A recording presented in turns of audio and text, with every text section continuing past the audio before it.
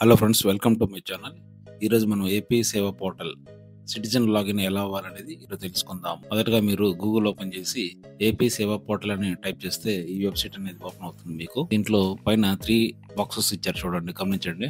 ఒకటి ఆధారు, తర్వాత ఏపీ సేవా సర్టిఫికేట్ నెంబర్ ఉంటే, ఒకటి సర్వీస్ రిక్వెస్ట్ అనమాట.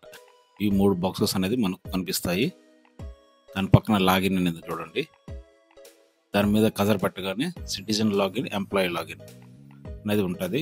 మనకు సిటిజన్ లాగిన్ కాబట్టి సిటిజన్ లాగిన్ మీద ఒకసారి క్లిక్ చేయండి. తర్వాత దీంట్లో మీరు లాగిన్ అవ్వాలంటే మస్ట్ అండ్ షుడ్గా మీకు జీమెయిల్ అకౌంట్ కానీ ఏదైనా ఒక ఈమెయిల్ అకౌంట్ అనేది కంపల్సరీగా ఉండాలి. మీ ఈమెయిల్ అకౌంట్ ఇక్కడ ఎంటర్ చేయండి. ఈమెయిల్ అడ్రస్ ఎంటర్ చేసిన తర్వాత నెక్స్ట్ అనేది క్లిక్ చేయండి. మీ పాస్వర్డ్ తీసుకున్న తర్వాత అయితే మెయిన్ పేజ్లోకి ఓపెన్ అవుతుంది అనమాట. ఇది మెయిన్ డాష్ బోర్డు. లెఫ్ట్లో చూడండి, డాష్ బోర్డ్ అని కనిపిస్తుంది చూడండి. దాని కింద వ్యూ ట్రాన్సాక్షన్స్ కనిపిస్తున్నాయా, రెవెన్యూ సంబంధించింది, health and family welfare, PR, HR, food and civil supplies, ఇవన్నీ ఆప్షన్స్ అనేది మనకు కనిపిస్తున్నాయి. ఇట్లా మనకు ముఖ్యంగా రెవెన్యూ శాఖలో 24 సర్వీసెస్ అనేది మనకు అవైలబిలిటీలో ఉంది. మన గ్రామ సచివాలయంలో ఎలాగా అవైలబిలిటీ ఉందో సేమ్ అనేది మన సిటిజన్ లాగిన్లో కూడా అవైలబుల్ సర్వీసెస్ ఉన్నాయన్నమాట. ఇక్కడ మనం చేసుకుంటే ఇది కూడా ఏదైనా డాక్యుమెంట్ డౌన్లోడ్ చేసుకుంటే అది కూడా వ్యాలిడ్ కిందకి వస్తుంది. ఒకసారి ఆ 24 సర్వీస్ ఏంటనేది ఒకసారి అప్రాక్సిమేట్ చెప్తాను చూడండి.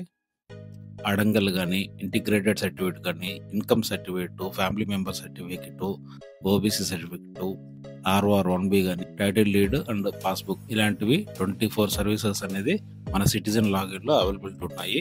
మనం ఏదైనా సర్వీస్ చేసుకోవాలనుకుంటే మనం ఆన్లైన్ ద్వారా కూడా చేసుకోవచ్చు. దీనికి అప్రాక్సిమేట్లీ 10 రూపీస్ నుంచి 40 రూపీస్ మధ్యలో మనకు ఛార్జ్ అనేది పడుతుంది. సివిల్ సప్లై సర్వీస్ అని చూడండి. దీంట్లో మనకు 7 సర్వీసెస్ అనేది అవైలబిలిటీలో ఉన్నాయి. New rice card, member addition, member deletion. దీంట్లో మనకు ఏది కానీ మనం సిటిజన్ లాగిన్లో చేయలేమన్నమాట.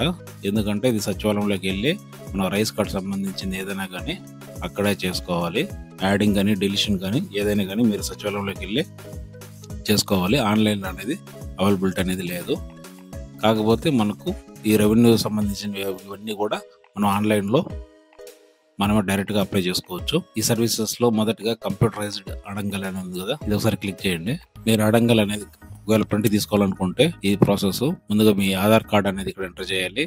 మీ పేరు, మీ ఫాదర్ పేరు, gender, date of birth, caste, religion, qualification, మ్యారీడా, అన్మ్యారీడా, మొబైల్ నెంబరు, ఈమెయిల్ ఐడి, మీ పర్మనెంట్ అడ్రస్, ఈమెయిల్ అడ్రస్, ఇవన్నీ ఎంటర్ చేసిన తర్వాత కంటిన్యూ మీద క్లిక్ చేయాలి.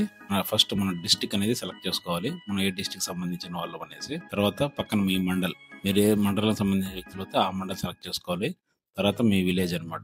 ఎల్పీ నెంబర్ కానీ మీ పాస్బుక్ లో ఎల్పీ నెంబర్ ఉంటుంది, అది చూసి యాడ్ చేయండి. భూ సర్వే అయింటే ఎల్పీ నెంబర్ అనేది ఆప్షన్ అనేది వస్తుంది మీకు. ఇన్ కేసు భూ సర్వే అనేది అవ్వకుండా ఉంటే మీకు సర్వే నెంబర్ అనేది కనిపిస్తుంటుంది. రెండిట్లో మీరు ఏదైనా కానీ ఎంటర్ చేయొచ్చు. సర్వే నెంబర్ ఉంటే సర్వే నెంబరు, ఎల్పీ నెంబర్ ఉంటే ఎల్పీ నెంబర్ అనేది మీరు ఎంటర్ చేసి గెట్ డీటెయిల్స్ అనేది క్లిక్ చేయాలి. తర్వాత మీ సర్వే నెంబరు, మీ ల్యాండ్, పట్టణ, అవన్నీ డీటెయిల్స్ అనేది మీకు కనిపిస్తుంది అనమాట. కింద చెక్ బాక్సెస్ 2 ఉన్నాయి. ఆ 2 బాక్స్ సెలెక్ట్ చేసుకుని షో పేమెంట్ అనేది క్లిక్ చేసుకోవాలి. షో పేమెంట్ వెళ్ళిన తర్వాత మీకు పేమెంట్ అనేది కనిపిస్తుంది. అది యూపీఐ ద్వారా కానీ, క్రెడిట్ కార్డు, డెబిట్ కార్డుతో కానీ పే చేసిన తర్వాత మీకు పీడిఎఫ్ అనేది డౌన్లోడ్ అవుతుంది. దాన్ని మీరు ప్రింట్ తీసేసుకుంటే సరిపోతుంది. Okay friends, thank you for the watching my video.